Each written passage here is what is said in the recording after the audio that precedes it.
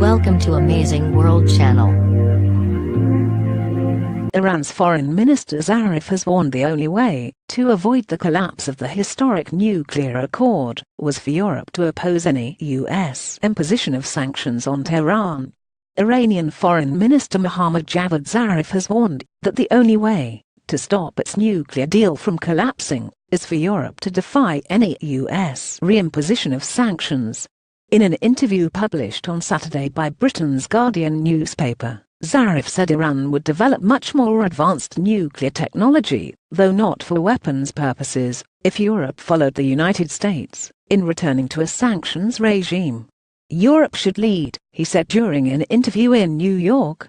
The deal, agreed in 2015 between Iran and six world powers, the United States, China, Russia, France, Britain, and Germany, lifts economic sanctions put in place in 2005 in exchange for curbs to Tehran's nuclear program. The International Atomic Energy Agency (IAEA) is responsible for verifying that Iran meets the terms of the agreement. U.S. President Donald Trump has attacked the deal on numerous occasions, vowing to tear it up. On October the 15th, Trump is due to testify to Congress whether Tehran is complying with the deal, and whether it remains in the United States' interests to stick by it. If he decides it is not, it could open the way for U.S. lawmakers to reimpose sanctions, leading to the potential collapse of the agreement. I think he has made a policy of being unpredictable, and now has turning that into being unreliable as well, Zarif said. My assumption and guess is that he will not certify, and then will allow Congress to take the decision.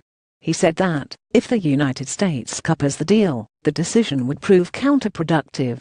The deal allowed Iran to continue its research and development. So we have improved our technological base, he said. If we decide to walk away from the deal, we would be walking away with better technology. It will always be peaceful, but we will not observe the limitations that were agreed on as part of the bargain. Zarif said walking away was one of the options being considered by Tehran. If Europe and Japan and Russia and China decided to go along with the United States, then I think that will be the end of the deal, he said.